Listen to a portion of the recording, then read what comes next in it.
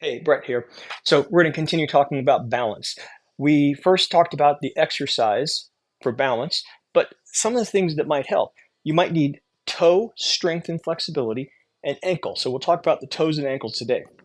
If you look, I've got some things between my toes.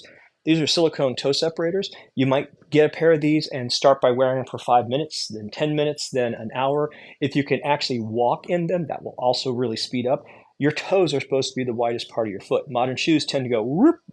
We don't want that. So even if you have to wear small toe box shoes during the day, don't continue doing it at night. You come home, take off your shoes, walk barefoot, wear flip flops, flat shoes. I mean, if you could get a no drop flat shoe, that would even be better. So that's for the toes. Now you also want toe flexibility. So I'm going to show you how to get some toe flexibility.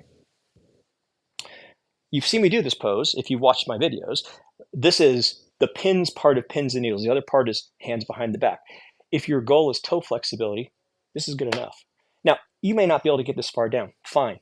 Put a pillow under your bum. But you want to slowly over time put pressure on your toes and then work this up to like 5 minutes.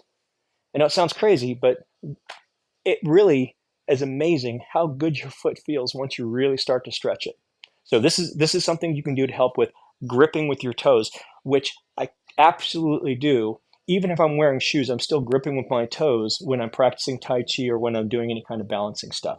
It just adds to the overall balance effect. Now, there's another thing that's going on. I'm dorsiflexing or dorsiflexing my ankles. You want ankle flexibility in both directions. So dorsiflexion, plantar flexion, plantar pointing dorsi back. So this covers the dorsiflexion and the toes. The other side is if you use hero pose or lightning bolt, put your feet back. Now I'm plantar flexing and then sit back. If you need a pillow, that's fine. But over time, work your way down. This is good enough. You don't need to go any further.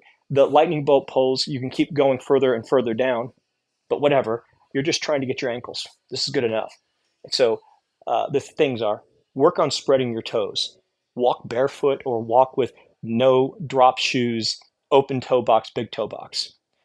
Plantar flexion and dorsiflexion, you can do pins and needles or half a pins and needles, and you can do lightning bolt. So this will cover your feet and ankles.